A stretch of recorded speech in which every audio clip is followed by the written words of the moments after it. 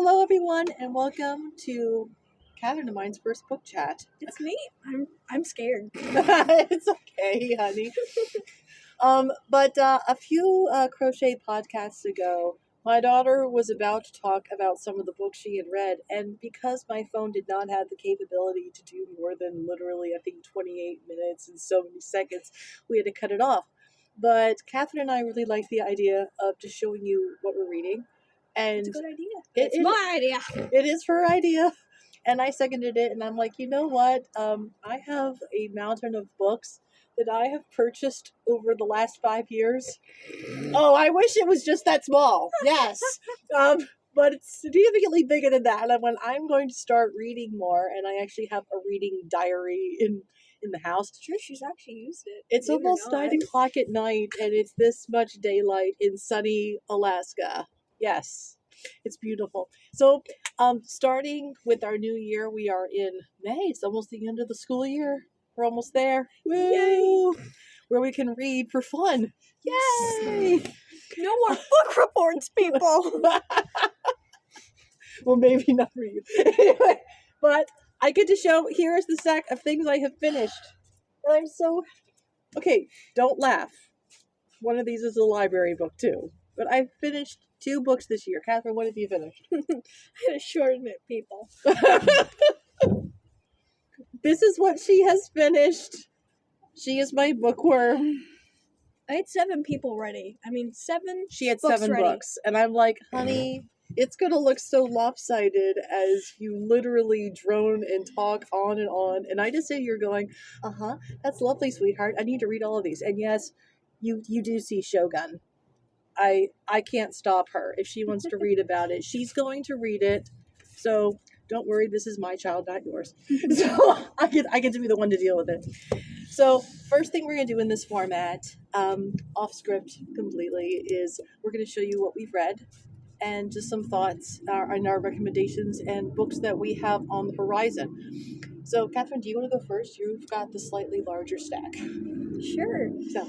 Well, the first book I have is Shogun. Now, this book is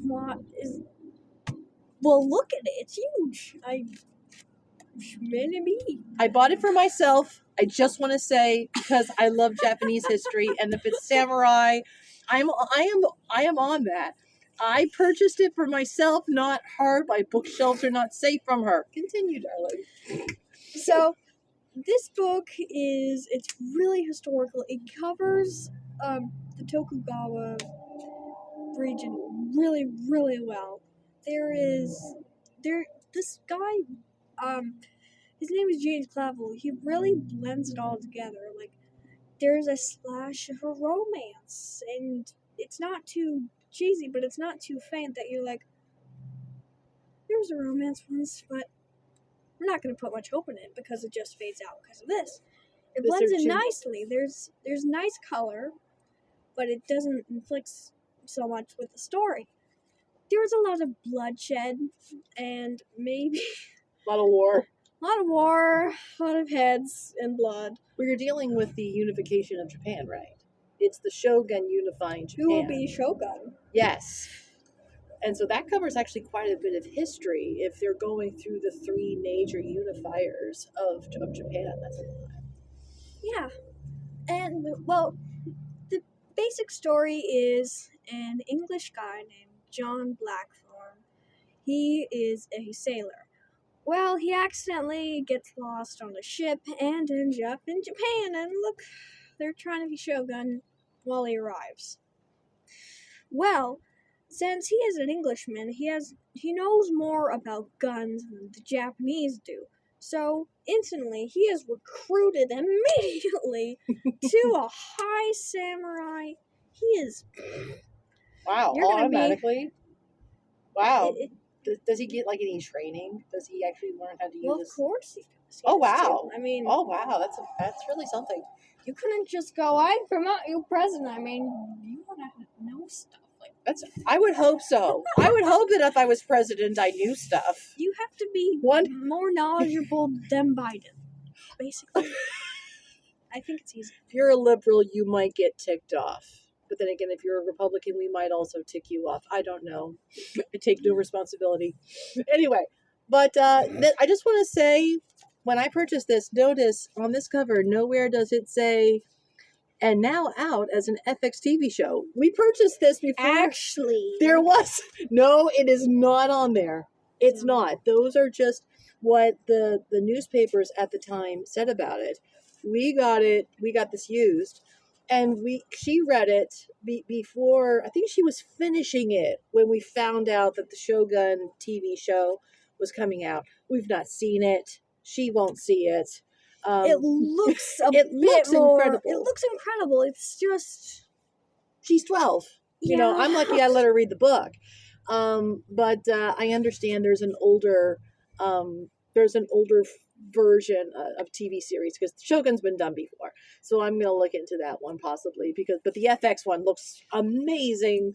Tell us how it is in the comments if you're watching it, you know. But she read the book. She loved it. I'm going to read it. May I continue? Oh yes, absolutely, absolutely. So since he does not know the Japanese way, so he gets an escort named Toda Mirako. Now, I'm just gonna explain some context here.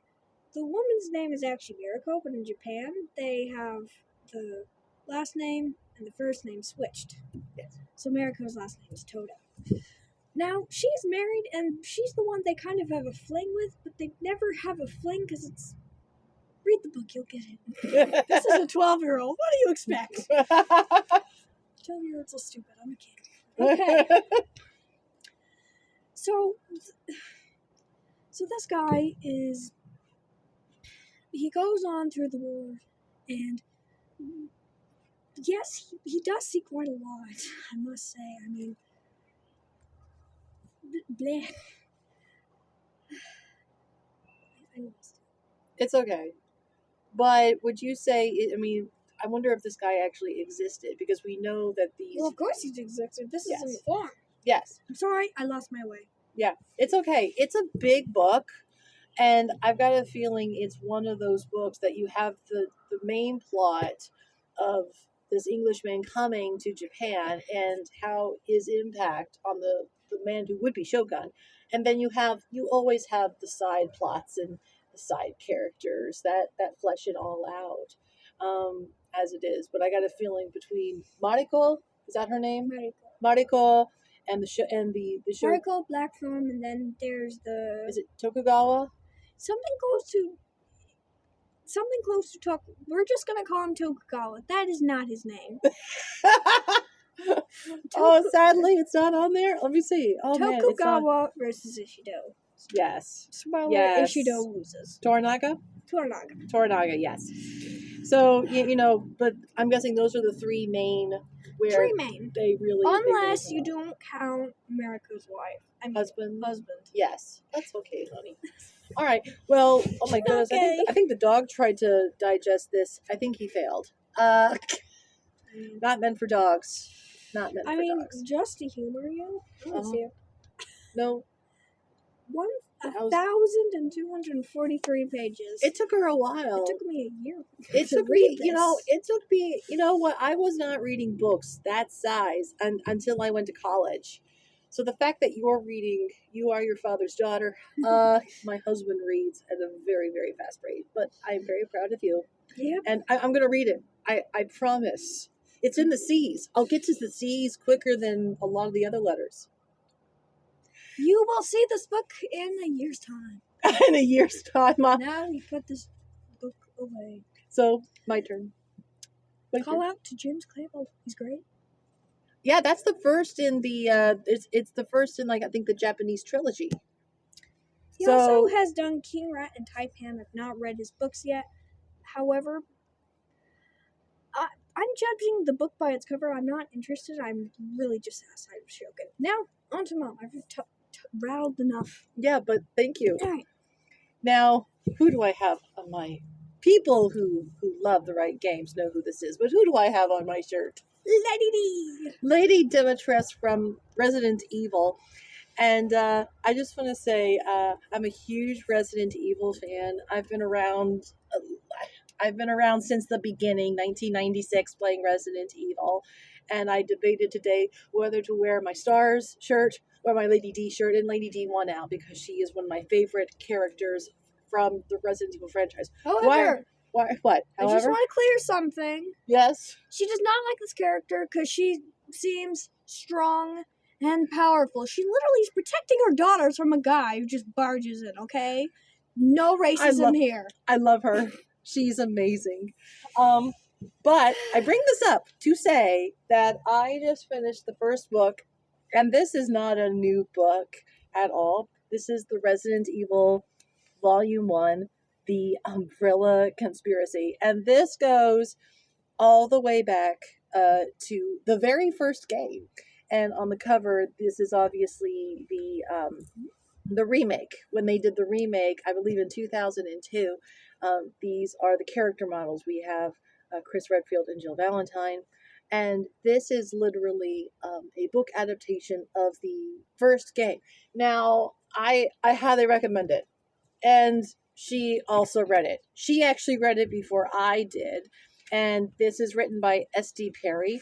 I remember when this came out, and I had a friend, and he had this book. It was a different cover, because at that point, the remake had not been done. But I want to say this was published...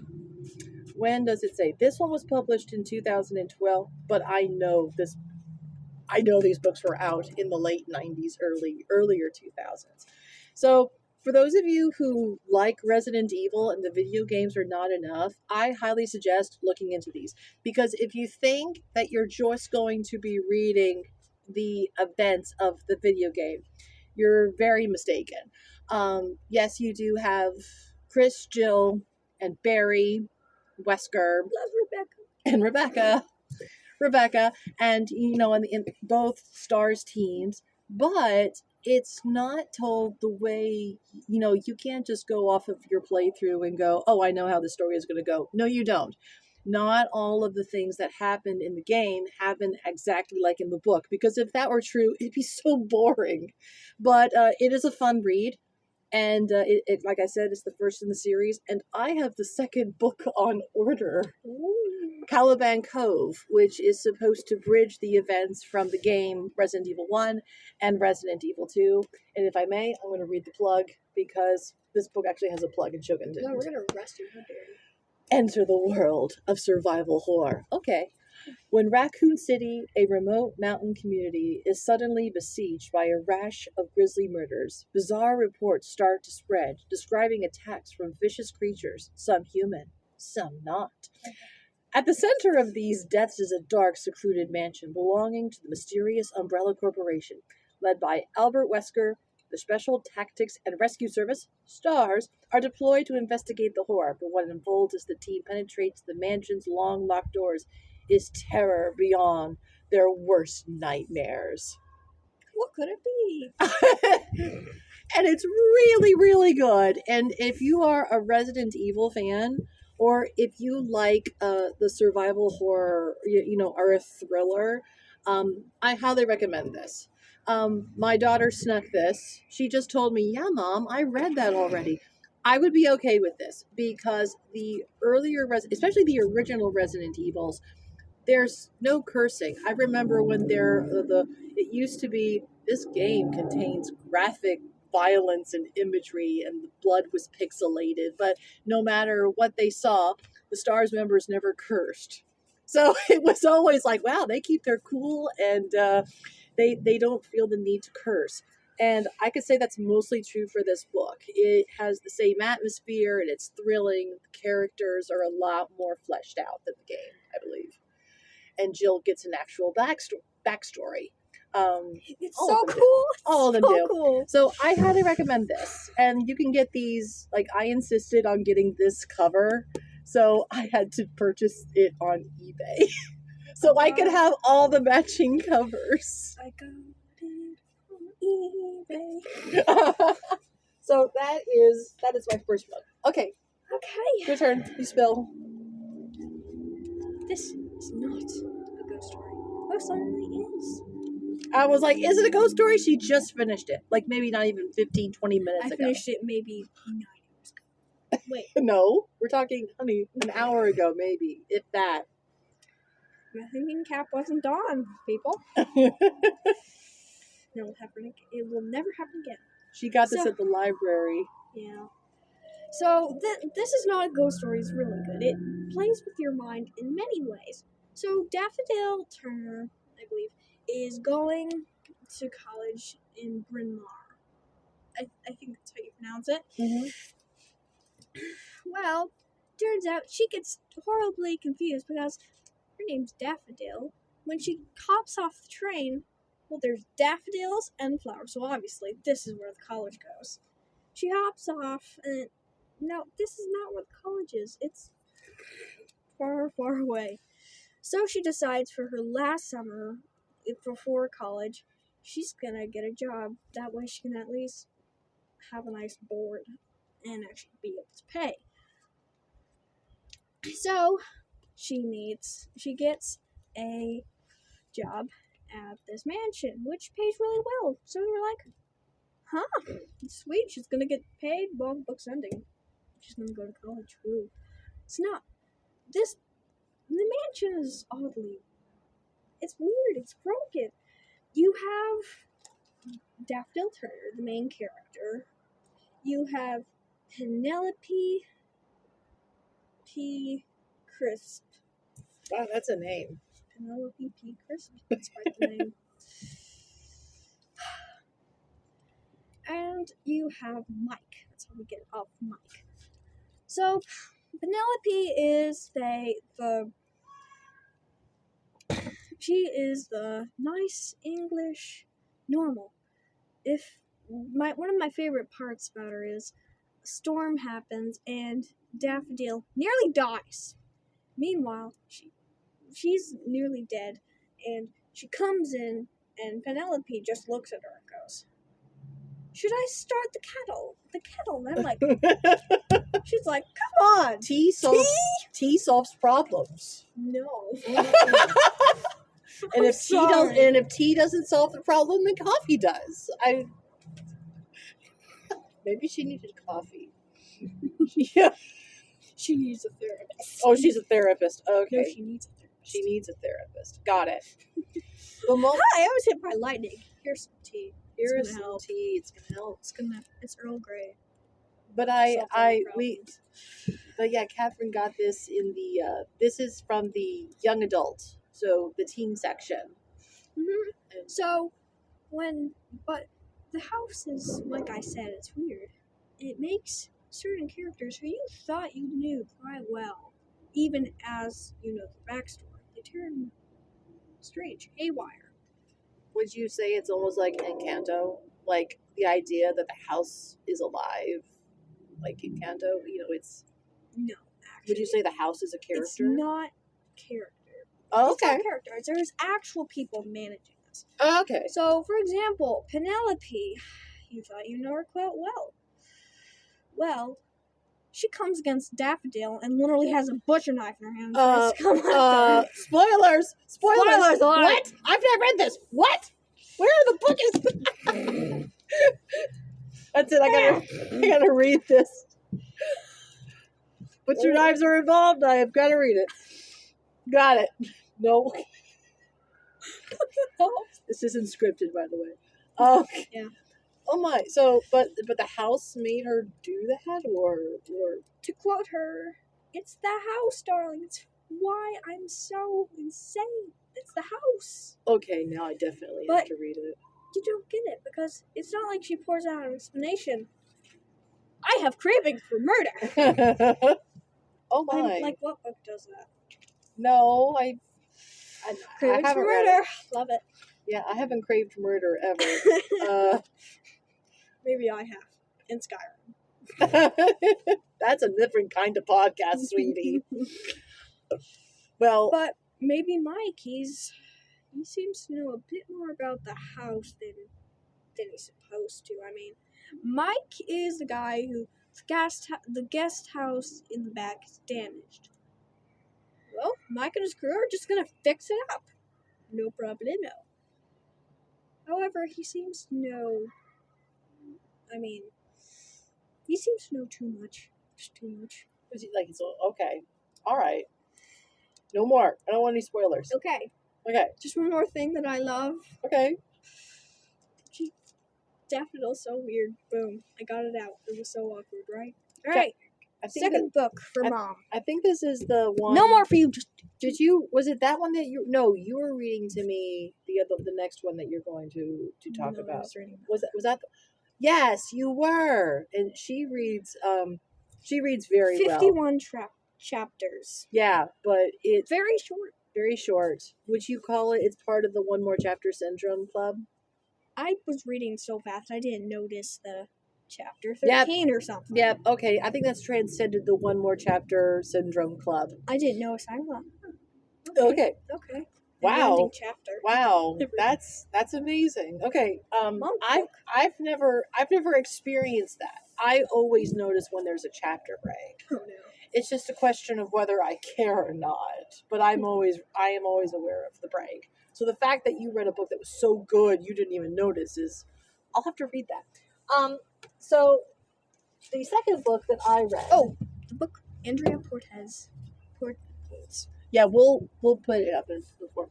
So I read mostly classics, and I am not familiar with most modern writers. I know the names of the big famous. Everyone's heard of Patterson. Everyone heard of King and Kuntz and oh goodness, this is going to sound terrible. The guy Grisham. Everyone has heard of them. I've never really read them, but I'm aware of them. But I've not read much in the way of modern fiction. I'm a literary girl. My favorite authors are Jane Austen, George Eliot, and Virginia Woolf. Plush is great. Those are my favorite British authors. American would probably be Fitzgerald, and whoever does Gatsby. That's Fitzgerald, and then Hawthorne and Poe. Those would. Oh, and Poe is American. Poe is American, sweetheart. Oh. Yeah, and so yeah, I love authors that are definitely over 100. Wrote over 100 years ago. Algernon Blackwood, H.P. Lovecraft, things like that. So I went to my local library. We have a wonderful library, and because I like everything in order, I decided to be ridiculous and go to the A's, and I would literally begin in the A's of the authors in the fiction section and start reading and finding books that I liked and getting those. So the first one that I checked out, that I went yes, and yes, I did do it by the cover. People judge covers constantly, and I will continue to do it. But this is called Miss Eliza's English Kitchen, and it's written by Annabelle Abbs, and it was written in the last 3 years. I want to say it was written in 2021.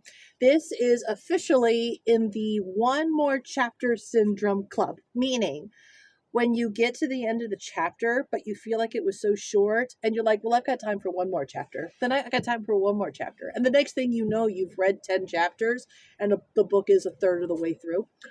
Yeah, this is one of those. This is a wonderful book. And it is all about this woman named Miss Eliza You're Acton. just borrowing for this. Yes, I am. I won't read the whole plug, but basically, it's in England, 1835, and it's a woman named Elizabeth Acton, who was a real woman who found herself. Her family was they had money, they lost money, and she was an aspiring author, and she wanted to write poetry. Well, her publisher went, no one wants poetry, but you could write a cookery book. And she goes, well, I can't cook. And so what she did is she found other cookbooks that were written during that time period, and usually by a lady, because they never said their own names, and she wanted to be published using her own name. So what she did is she used these cookbooks, and she tested all of them, tested the recipes, and then she wrote them down painstakingly. Well, what makes this book special, along with this, is that she hires a maid named Anne Kirby, and from them is a wonderful friendship that blossoms that would not have been customary, because Elizabeth was definitely upper middle class, and Anne was the poorest of the poor, and the only thing that she had going for her was her ability to read. That's what made her stand out. And so for these two in Victorian England to have any kind of friendship or rapport was It did not happen. And it was fantastic. And every chapter is named after a dish. And that dish, like, is in the chapter in some way, shape, or form, whether someone else is eating it, whether it's the food that's going to be prepared that day or tested that day. It's very good. It makes me want to look up her cookbook that she created. It took her 10 years to do it. I felt like the book could be longer because but it's 353 pages. There is a guide for book clubs at the very end. This would be great for a book club. And the chapters are short. They're like 5-6 pages tops a chapter, and I flew through it. It's delightful, and it alternates between Eliza's point of view and Anne's point of view. So if you like food, imagine the closest thing that I can put this towards is Babette's Feast. And if you know Babette's Feast, then you know Babette's Feast. If you don't, you have something to Google. But I would put this. I need to fix that. It's like my favorite movie. It will make you. I'm glad you admit it was your fault. Babette's Feast is my favorite film. But this makes me want to look up her cookbook. But it was wonderful, and I highly recommend it if you love reading about the Victorian time period, and if you like reading about cooking and food. You might get hungry. So, I would not recommend this to Catherine. I would recommend this to someone who is maybe a little bit older. There are a few elements in this story that I would not recommend because lives are messy, and I would not recommend this for someone her age. My daughter is 12, so I would say maybe going up the ranks of teenhood.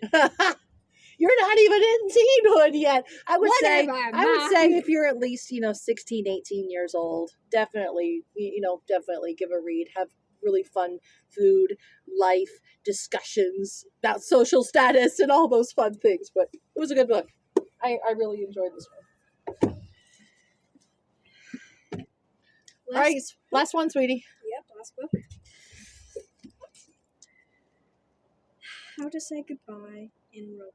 It's a heart-wrenching story, as I said in my book report. She wrote her book report on this one. It's beautiful. So, this story is about a girl who this girl moves a lot, like New York to Baltimore. She goes places. This girl is named B. I thought it was pronounced Bea. B-E-A. But it was short for Beatrix. So yeah, Beatrice. Beatrice. Yeah. Beatrice Sabo. She moves a lot, like I said, and thus she doesn't really care much. She's just going to move from place to place. So she develops kind of like 15 and higher. She develops kind of stone cold reaction. For example, in the beginning of the book, an animal already dies, and she's like, "Mom, grow up." It's literally an animal. It was a rodent. Because this hamster comes, and she's wrecking the home, and it dies because, well, they set out some stuff to maybe just not kill it, but prevent it from the home. It doesn't work. It accidentally just kills it. So the mom even names it when it dies, like, Peaches, no. Why did you have to die, Peaches? Let me cause myself more unnecessary trauma by naming this creature. Lovely. Peaches, why did you have to die? Well, B is like, it's over. Yay. Yeah. How could you be so, like she said, how could you be so cruel? Yeah, I feel like you're not my girl anymore. It's almost like she's a robot. Dun, dun, dun! She's not, Mom. I know, but... I know, I'm just... Get to Ghost Boy. Okay. Okay! Get to Ghost Boy. You said the night lights was... Okay.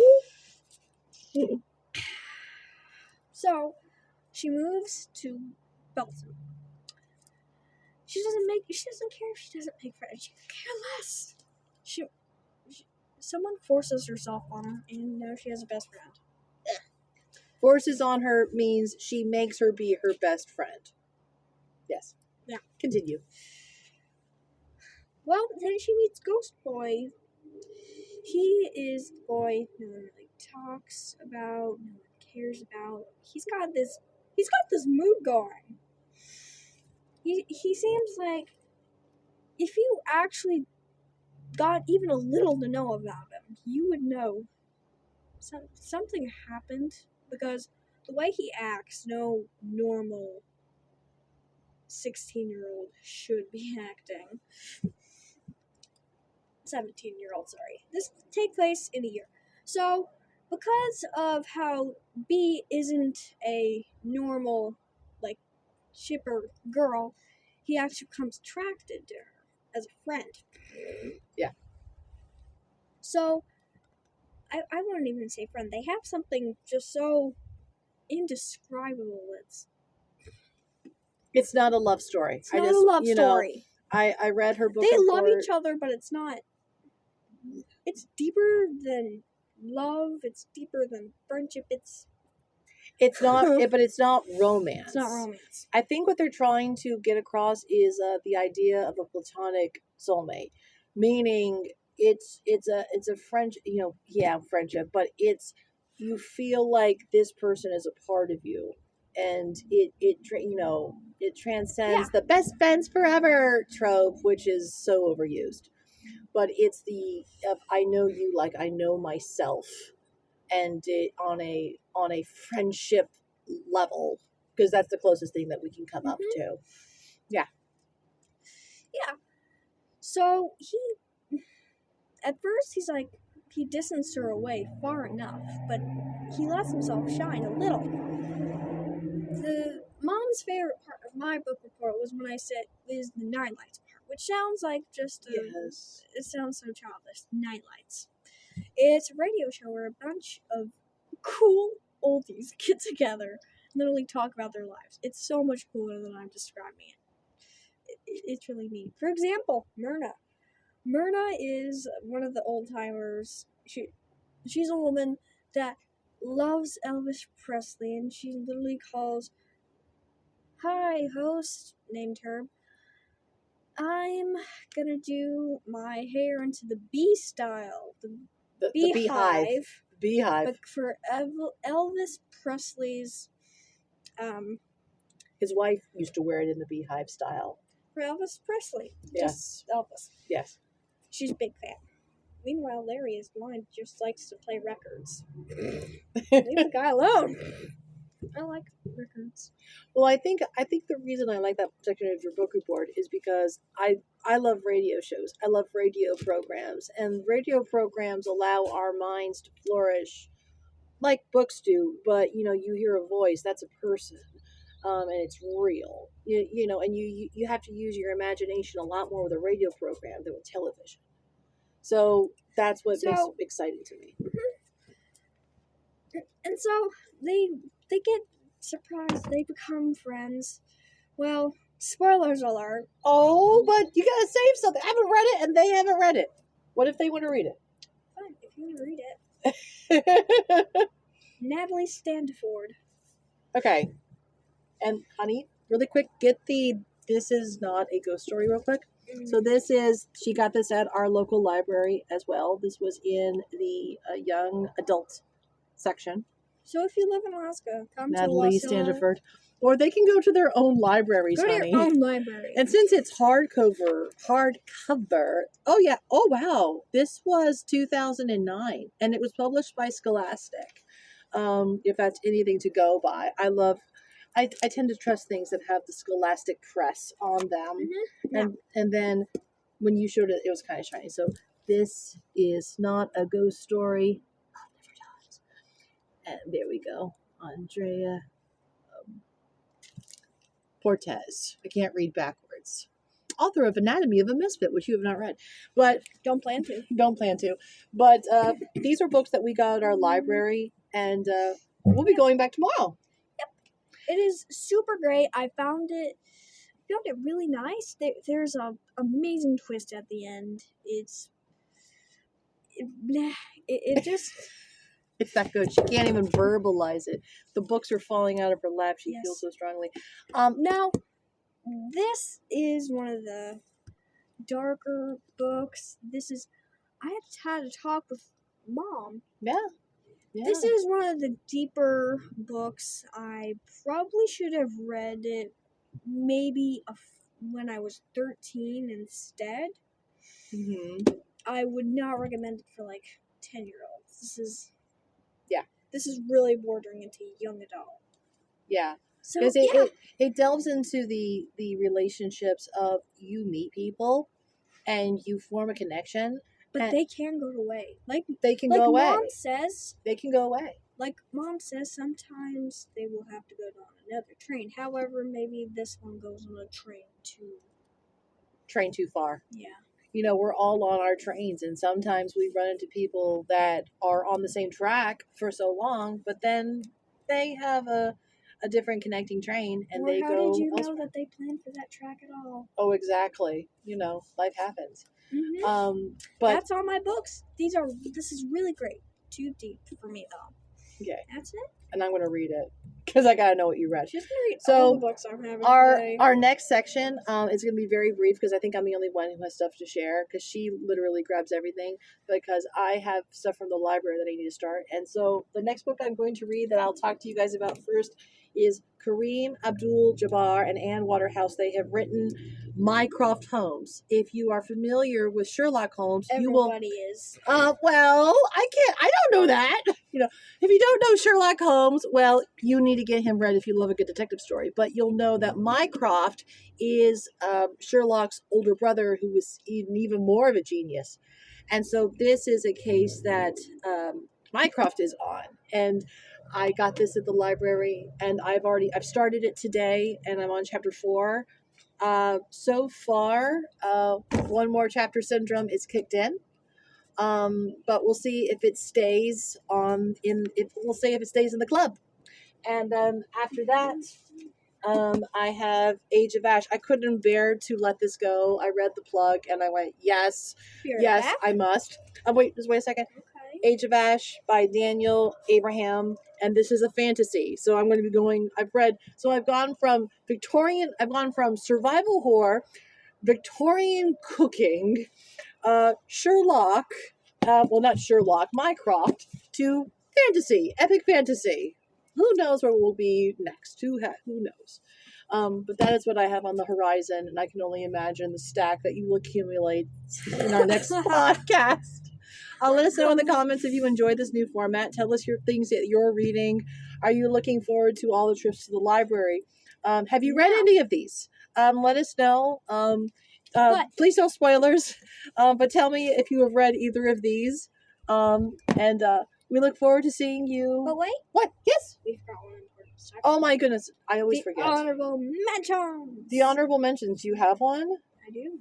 What's your honorable mention? My honorable mention is the Ichabod. The Ichabod. Yes. I asked her to mention this. Yes, and I'm obeying you. Thank I'm your you. daughter. Yes. As your daughter and therapist. The Ichabod by J.K. Rowling. Our whole family's not interested in J.K. Rowling's huge paradise of Harry Potter. Yeah. Ichabod is one of the good unmentionables. There's no need for romance. That would just be too much. Ichabod is a really good book. I recommend you reading it. It came out in 2020. Yeah, because I tried to read Harry Potter right when it came out many, many years ago. People my age, guys, we were teenagers when that book came out. Oh, goodness. So I tried to, but because I read Tolkien and I read Lewis first, Rowling just wasn't for me. But, she is loved by millions all over the world. So, she's got the fans. But when Ichabod came out in 2020, it's about a fantasy world, that is under siege. It's a pure fantasy that J.K. Rowling told to her kids and her children, begged her to write it down and publish it, so she did. And I read the plug for it, and I went, oh, this sounds delightful, and I bought it for them, and she loved it. So Ichabod is one of those books that no one ever talks about because everyone is still falling in love with Harry Potter, some over 20 years later. So that's, I asked her, I said, please mention it because no one talks about it. No. So. That is all for our book club. Woo! And say Now. the thing I always forget, please. Okay, subscribe, comment down below, and smash that like button, but not too hard. I don't want you breaking your phones. Yes, or mouses. Or mouses. Yes. But we will see you We'll next see you time. again. Hopefully in less than a month's time. Less than a month. Okay. Bye.